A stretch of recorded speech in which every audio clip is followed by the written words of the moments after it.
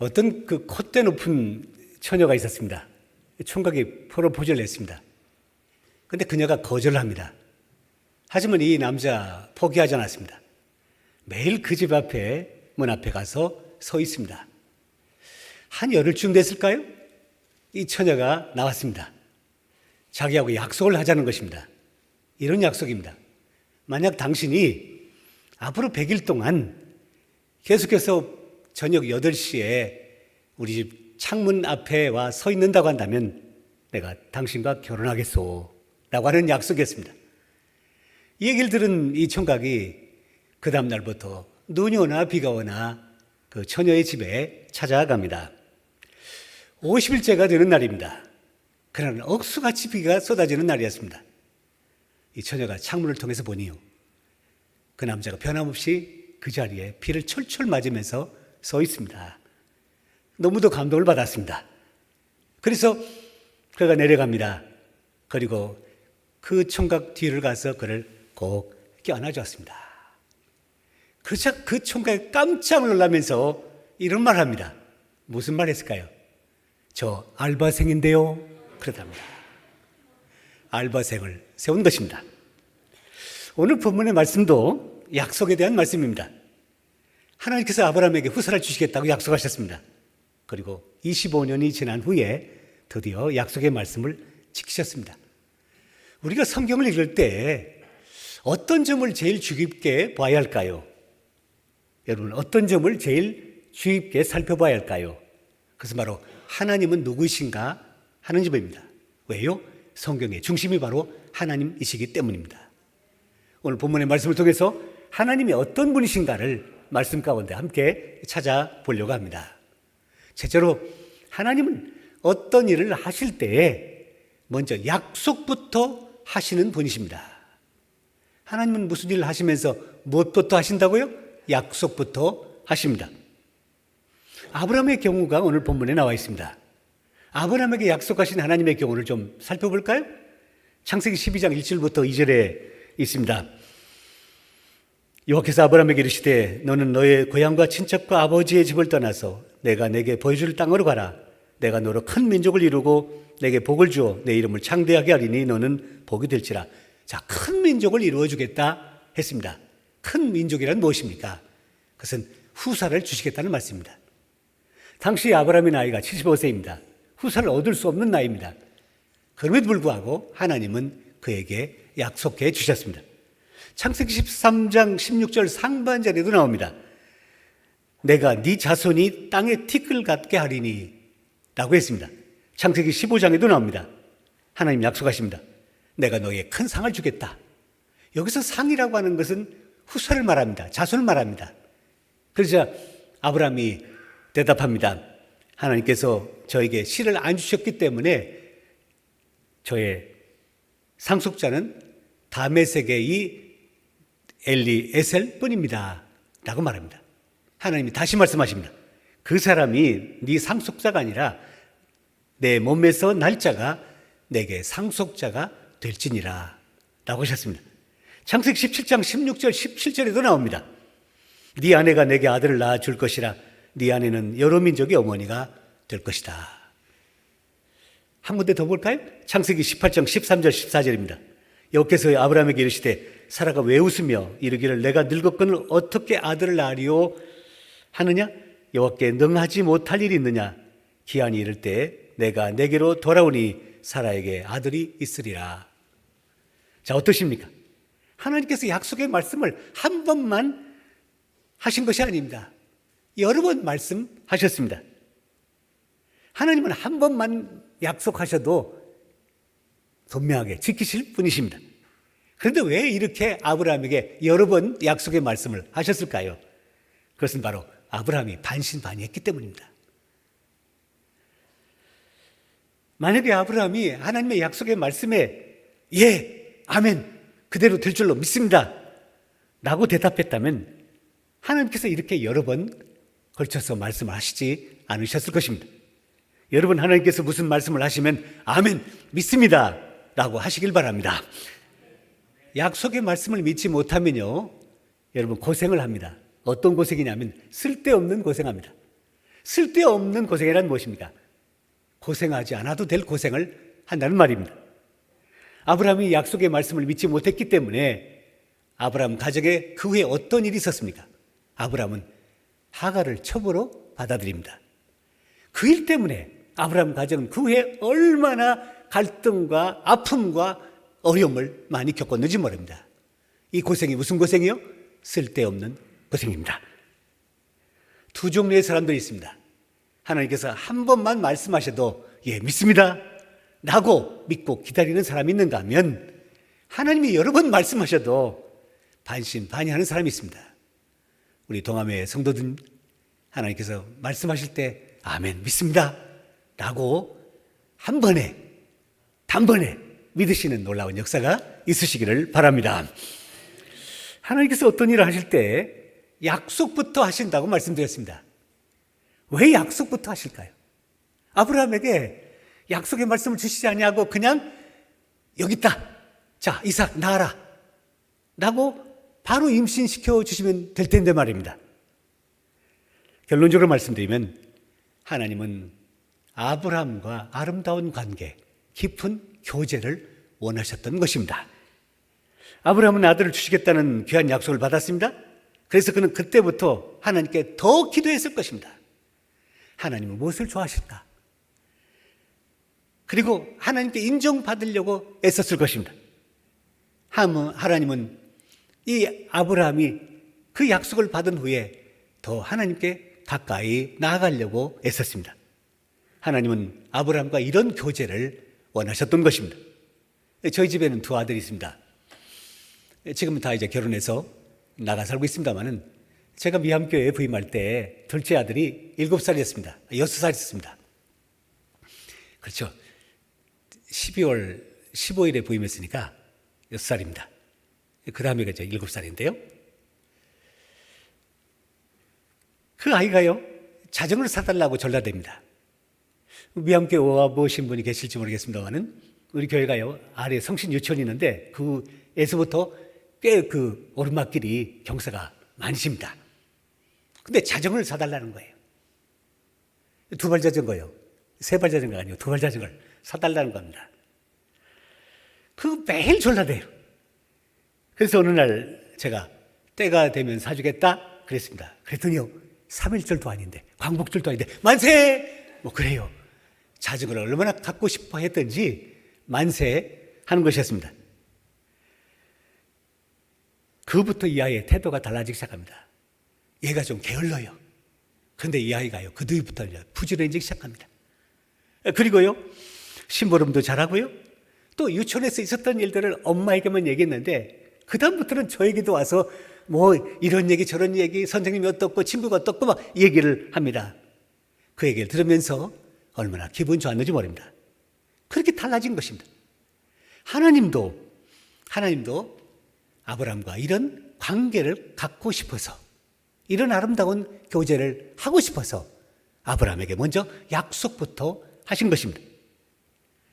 하나님이 아브라함과 이런 관계를 갖고자 했습니다. 그래서 약속부터 하신 것입니다.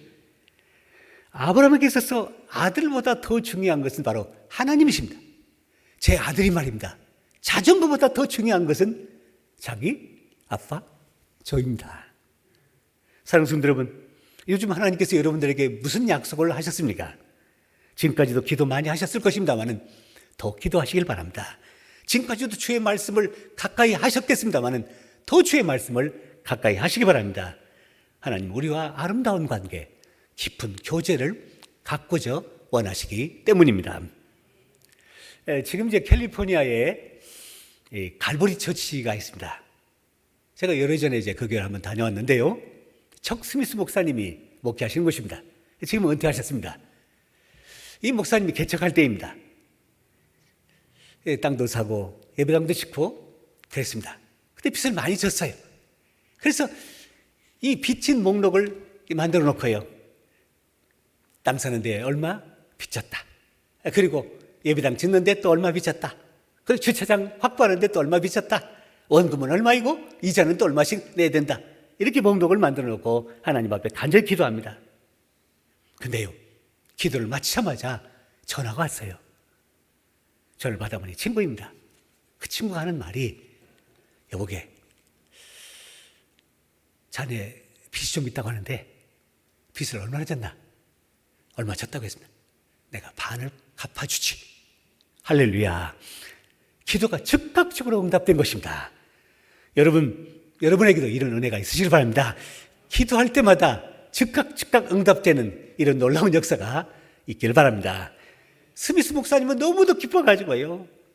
그래서 얼른 이 소식을 자기 아내에게 가서 전합니다. 그때 아내가 음식 준비를 하고 있었습니다. 뒤에 가서 그를 딱 껴안으면서 덩실덩실 춤을 춥니다. 내가 기도했는데 내 친구가 우리 교회 빚을 절반을 갚아주겠다고 얘기했다. 그때입니다. 스미스 목사님이 덩실덩실 춤을 추고 있는데 마음속에 하나님의 이런 음성이 들렸습니다. 스미스야, 네가 왜 이렇게 덩실덩실 춤을 추고 있느냐? 친구가 돈을 보내주겠다고, 빚 갚을 돈을 보내주겠다고 약속해 주었습니다. 하나님 다시 말씀하십니다. 돈이 올지 안 올지 네가 어떻게 하느냐? 하나님, 그 친구는 아주 신실한 친구입니다. 한번 약속하면 반드시 지키는 친구입니다. 라고 말합니다. 그때 하나님의 음성이 다시 들렸습니다. 스미스야, 나는 너에게 얼마나 많은 것들을 약속해 줬는지 아느냐? 세상 끝날까지 너와 함께 하겠다고 약속해 줬고, 내가 널 도와주겠다고, 참으로 도와주겠다고 약속했고, 그리고 부족함이 없게 해주겠다고 약속했다. 너는 거기에 대해서 얼마나 감사해 봤느냐? 얼마나 덩실덩실 춤을 춰본 적이 있느냐? 라고 하는 하나님의 음성이었습니다. 스미스 목사님은 뉘우치고 회개하면서 그리고 일어나서 덩실덩실 춤을 췄다고 합니다. 로마서 8장 32절의 말씀입니다. 자기 아들을 아끼지 아니하시고 우리 모든 사람을 위하여 내주시니가 어찌 그 아들과 함께 모든 것을 우리에게 주시지 아니하겠느냐. 가장 사랑하는 존재가 아들인데 그 아들을 주신 하나님께서 나머지 우리에게 필요한 모든 것을 어찌 주시지 않겠느냐 약속해 주셨습니다. 하나님 우리에게 필요한 것 다 주신다는 약속의 말씀입니다. 이 놀라운 약속의 말씀을 우리도 받았으니 우리도 감사해야 하지 않겠습니까? 우리도 좀 덩실덩실 춤을 춰야 하지 않겠습니까? 오늘 예배 마치고 집에 가셔서 꼭 춤을 추시길 바랍니다. 저도 집에 가서요 춤을 좀 출래요. 다음으로 하나님은 어떤 분이십니까? 하나님은요 하나님의 시간표에 따라 일하시는 분이십니다. 누구의 시간표요? 하나님의 시간표입니다. 아브라함을 향한 하나님의 말씀이 언제 이루어졌습니까? 아브라함은 75세 때 하나님의 약속을 받았습니다. 아브라함 생각에는요 이제 1년쯤 후에 하나님의 약속이 이루어질 줄로 알았습니다.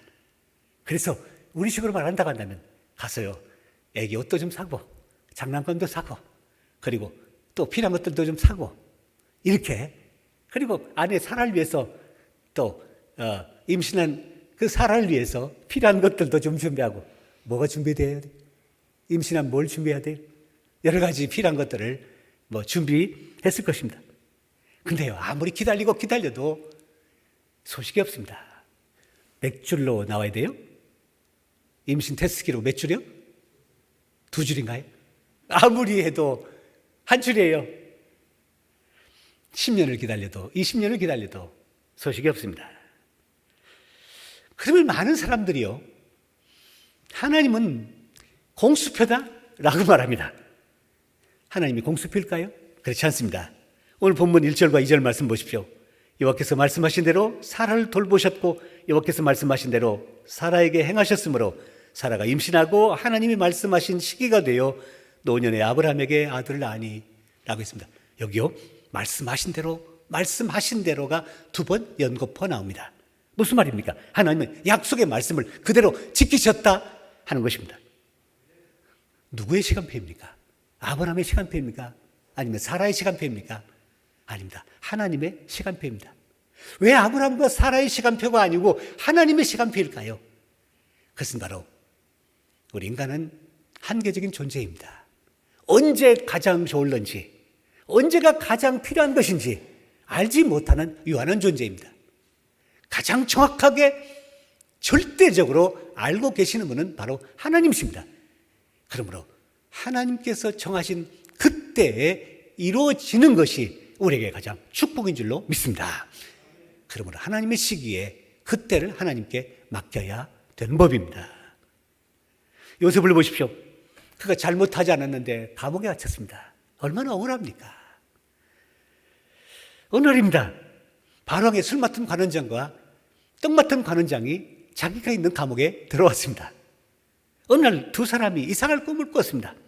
요셉이 그들의 꿈을 해몽해 주었습니다. 요셉의 해몽대로 그대로 됐습니다. 떡 맡은 관원장은 죽임을 당하고 술 맡은 관원장을 복직이 됐습니다. 이 술 맡은 관원장이 복직되어서 감옥을 나서는 순간 요셉이 그에게 이런 말을 했을 것입니다. 날 잊지 마십시오. 나는 죄가 없는 사람입니다. 무고하게 이 감옥에 들어왔습니다. 당신 나가시거든 구명운동 해주셔서 나를 좀 내보내주십시오 라고 요청했을 것입니다. 이 술 맡은 관원장이 나가면서 뭐라고 했을까요? 염려 붙들어 매라고, 내가 가면 반드시 속히 당신의 문제를 해결해 주겠소 라고 대답하고 나갔습니다. 그 다음날부터 요셉이 기다립니다. 언제 술 맡은 관원장의 소식이 올 것인가, 언제 기쁜 소식이 올 것인가 기다리고 기다립니다. 그런데요, 아무리 기다려도 오지 않습니다. 성경은 그 점에 대해서 다음과 같이 말씀하십니다. 창세기 40장 23절입니다. 술 맡은 관원장이 요셉을 기억하지 못하고 그를 잊었더라. 그는 만 2년 동안 요셉을 까마득하게 잊고 있었습니다. 여러분, 왜 하나님은 술 맡은 관원장 요셉을 까마득하게 잊어버리도록 내버려 두셨을까요? 그것은 바로 요셉이 바로와 직접 만날 수 있는 기회를 주시기 위해서였습니다. 만약 술 맡은 관원장이 요셉을 즉시 빼내줬다고 한다면 그는 곧바로 감옥에서 나와서 어느 집에 들어가서 하인 노릇 또 하게 되었을 것입니다. 그래서 요셉의 시간표가 아닌 하나님의 시간표에 따라서 일하셨습니다. 자, 2년 뒤입니다. 요셉은 바로 왕도 만났습니다. 애굽의 총리 대신도 되었습니다. 애굽도 살리고 주변의 여러 나라들도 살렸습니다. 그리고 아버지를 비롯한 온 가족들도 살릴 수가 있었던 것입니다. 언제요? 2년 뒤에 그가 감옥에서 나왔기 때문입니다. 기도했는데 하나님 응답이 더디다고 포기하지 마십시오. 믿음으로 기다리십시오. 반드시 좋은 일이 있게 될 줄로 믿습니다. 요셉이 얘기를 성경에 적어놓은 이유가 무엇일까요? 그것은 단순히 몇천 년 전에 요셉에게 있었던 한 사건이라는 것을 우리에게 얘기해 주려는 것이 아닙니다. 오늘도 믿음으로 기다리는 사람에게는 이와 같은 놀라운 일이 우리에게 있을 것이라는 사실을 우리에게 약속해 주시는 것입니다. 여러분, 대나무가요, 어떻게 그렇게 크게 높게 자라는지 아십니까? 자, 대나무 모종을 심습니다. 거기 이제 물도 주고 거름을 줍니다. 그러면 이제 쑥쑥 자라야지 않겠습니까? 그런데요, 자라지 않습니다. 4년 동안에 죽순만 겨우 올라옵니다. 죽순 아시죠? 죽순만 4년 동안 올라옵니다. 거의 성장하지 않습니다. 근데요, 5년째가 되는 해에 5주 동안에 키가 얼마나 자라는지 아십니까? 15m 내지 20m가 자란다고 합니다. 5주 동안에, 5년이 지난 5주 동안에 그렇게 크게 성장하는 것이 바로 대나무라고 합니다. 만약에요, 2, 3년 지났는데 겨우 죽순만 올라온다고 싹둑 잘라버렸다고 한다면 그렇게 큰 대나무를 보지 못하게 될 것입니다. 기도가 바로 응답되지 않는다고 낙심하지 마십시오. 조금 더 기다려 보십시오. 기도와 눈물이 헛되지 않을 것입니다. 수고와 헌신이 절대로 헛되지 않을 것입니다. 하나님의 시간표에 우리가 상상할 수 없는 놀라운 역사가 우리에게도 반드시 있게 될 줄로 믿습니다. 마지막 세 번째로, 하나님은 마침내 웃게 하시는 분이십니다. 마침내 웃게 하신 하나님, 오늘 설교의 제목입니다. 하나님 아브라함의 나이 100세에 그리고 사라의 나이 90세에 이삭을 주셨습니다.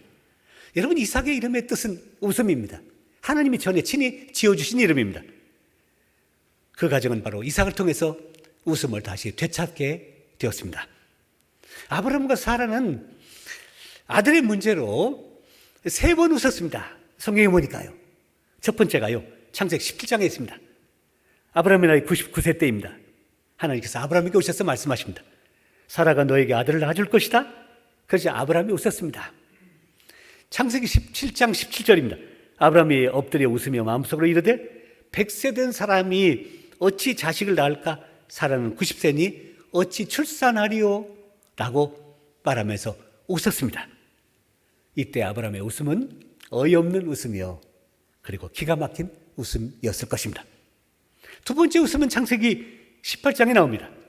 아브라함의 99세 때입니다. 하나님께서 아브라함의 가정에 신방 오셔서 주신 말씀입니다. 내년 이맘때야 사라에게 아들이 있을 것이다. 사라가 이 얘기를 다른 장막에서 들었습니다. 그래서 웃었습니다. 창세기 18장 12절에 나옵니다. 사라가 속으로 웃고 이르되 내가 노쇠하였고 내 주인도 늙었으니 내게 무슨 즐거움이 있으려. 사라가 웃었다고 했습니다. 이때 사라의 웃음 역시 어이없는 웃음이요, 기가 막힌 웃음이었을 것입니다. 마지막 세 번째 웃음은 창세기 21장 오늘 본문에 있습니다. 아브라함의 나이 100세 때입니다. 6절 말씀이 나옵니다. 사라가 이르되 하나님이 나를 웃게 하시니 듣는 자가 다 나와 함께 웃으리로다 라고 합니다. 이때의 웃음은 진정한 웃음이요, 참 기쁨의 웃음이었습니다. 여러분, 아브라함 가정의 소위 웃음 변천사를 한번 살펴볼까요? 그 가정은 후사가 없었기 때문에 웃음이 없었습니다. 물론 잠깐 웃음이 있었습니다. 그가 몇 세에 결혼했는지 모르겠습니다만 이삭이 40세에 결혼했습니다. 아브라함 40세에 결혼했다고 한다면 2, 3년 동안은 결혼했기에 즐거워서 웃었을 것입니다. 하지만 그 다음부터는 그 가정에 웃음이 사라지게 됩니다. 그래서 한동안은 어이없는 웃음, 기가 막힌 웃음으로 살았습니다. 하지만 마침내 그 후에는 정말 기뻐서 웃는 가정이 되었던 것입니다. 자, 하나님은 어떤 분이십니까? 오늘 이 웃음 얘기를 통해서 우리에게 주신 하나님은 어떤 분이십니까? 우리가 아무리 웃을 일이 아무것도 없을지라도, 심지어 어이없는 웃음, 그리고 기가 막힌 웃음을 가지고 살아가고 있다 할지라도 하나님은 마침내 진정으로 웃을 수 있는 사람으로, 가정으로 만들어 주신 하나님이시라는 것을 우리에게 말해 주는 것입니다. 언젠가 이런 기사가 신문에 실렸습니다. 홍콩의 그 항공사 승무원들이 스트라이크를 일으켰습니다. 이 사측과 이제 이 노사가 협상이 잘 안 됐어요. 협상하는 게 뭘까요? 임금 협상입니다. 잘 안 됐어요. 그래서 이 노 쪽에서 승무원들이 데모를 했는데, 어떤 데모를 했느냐면요, 웃지 않고 일하기라는 데모를 했습니다. 여러분, 승무원들의 모습 하면 어떤 모습입니까? 아주 그 예절 바르고, 그리고 만면에 그 웃음으로 가득 찬 스마일 아닙니까? 근데요, 사람들을 만나도요, 손님들을 만나도요, 웃지 않습니다. 그리고 무뚝뚝합니다. 그리고 인사도 잘 하지 않습니다. 그러다가 결국 회사가 손들었습니다. 왜요? 그 항공사에 대한 비난이 빗발쳤기 때문입니다. 그래서 마침내 웃음 파업으로 이 녹아 이겼다는 것입니다. 사랑하는 성도 여러분, 이 얘기 하나 하고 말씀을 마치려고 합니다. 몇 년 전의 얘기입니다. 이레마트의 대표인 김준영 장로님의 얘기입니다. 이분은 신앙이 없었는데 모태 신앙인인 아내를 통해서 결혼한 다음에 그가 1982년에 처음으로 예수님을 만나 이제 교회 나가서 예수님을 만나게 되었습니다. 사업이 번창합니다. 하는 일마다 다 잘 됩니다. 그래서 그 가정에 웃음이 가득했습니다. 회사 나가도 웃음이 가득하고 집에 와도 또 웃음이 가득했습니다. 근데요, 어느 날 27개월 된 아들이 옥상에서요, 그때 슈퍼맨 이게 유행했어요. 기억나십니까? 그래서 옥상에서 이 아이가 날개가 달린 줄 알고 그냥 떨어졌습니다. 그래서 많이 다쳤습니다. 병원에 응급실에 갔습니다. 그리고 수술했는데요, 그는 완관 가족들로부터 네가 예수쟁이가 돼서 집안에 애군이 있다라고 하는 비난의 소리를 들었습니다. 아이가 수술할 때입니다. 의사 선생님이 둘러 서더니 이 아이를 위해서 수술하기 전에 먼저 기도합니다. 그 모습을 보고 많은 감동을 받았습니다. 6시간에 걸친 1차 수술을 받았는데요, 그 결과는 가망 없음이었습니다. 혹 살더라도 말을 못하게 된다는 것이었습니다. 하늘이 무너지는 것 같았습니다. 병원에서는 가망이 없지만 2차 수술을 원한다고 한다면 하겠다는 것입니다. 그때 마침 교회 부흥회가 열렸습니다. 이 두 부부는, 아이는 의사 선생님에게 맡기고 자기들은 교회 부흥회에 참석했습니다. 그리고 열심히 기도합니다. 온 교인들이 눈물로 그 가정을 위해서 기도해 주었습니다. 그러던 마지막 날입니다. 이 대표가 하나님의 음성을 들었습니다. 이사야의 말씀이었습니다. 내가 도와주리라. 내가 참으로 너를 도와주리라. 내가 참으로 오른손으로 너를 붙들리라 라고 하는 이 약속의 말씀을 받았습니다. 그가 아멘, 믿습니다 하고 믿고 기도합니다. 아이가 생사의 갈림길로 갑니다. 그런데 하나님은 약속대로 도와주셨습니다. 아이가 깨어났습니다. 그리고 언어장애 후유증도 없게 되었습니다. 그리고 청년으로 잘 자라고 있다는 간증이었습니다. 여러분, 하나님 어떤 분이십니까? 먼저 약속부터 하시는 분이십니다. 왜요? 우리와 깊은 교제를 원하시기 때문입니다. 뭐를 당장 금방 주신다고 한다면 그 주신 그것과 관계하지 하나님과는 관계하지 않는 존재가 바로 연약한 우리이기 때문입니다. 또한 우리의 시간표가 아닌 하나님의 시간표에 따라 일하신 분입니다. 하나님의 시간표가 훨씬 더 낫기 때문입니다. 그리고 마침내 우리를 웃게 하시는 분입니다. 하나님은 우리의 눈물을 반드시 웃음으로 바꿔주실 전능자이시기 때문입니다. 이제 이번 한 주도요, 하나님의 약속의 말씀을 믿고요, 그 말씀 붙들고 사심으로 하나님의 놀라운 역사 꼭 체험하시는 한 주가 되시기를 주님의 이름으로 간절히 기원합니다. 기도드리겠습니다. 사랑의 하나님 아버지, 하나님께서 저에게 많은 약속의 말씀을 주셨지만 그 말씀들을 소중히 여기지 않았습니다. 그냥 흘려버린 적도 있습니다. 소중하게 여겼다 할지라도 바로 이루어지지 않자 무시한 적도 많았습니다. 용서해 주옵소서. 비록 이 세상은 없어질지라도 1.1획도 변함없는 하나님의 약속의 말씀을 붙잡고 살아갈 수 있게 하여 주옵소서. 저희와 영원히 함께 하신다, 그 약속의 말씀을 믿습니다. 세상 끝날까지 너희와 함께 동행하신다는 약속의 말씀도 믿습니다. 자기 아들을 아끼지 아니하시고 우리 모든 사람을 위하여 내주신 이가 어찌 그 아들과 함께 모든 것을 우리에게 주시지 않겠느냐 하신 말씀도 믿습니다. 이 약속의 말씀을 붙들고 나가게 해주시사 마침내 눈물을 웃음으로 바꾸시는 하나님의 역사를 저희들도 체험하게 하여 주옵소서. 저희 가정도 체험하게 해 주옵소서. 우리 동암교회도 체험할 수 있게 하여 주시옵소서. 예수 그리스도의 이름으로 간절히 기도합나이다. 아멘.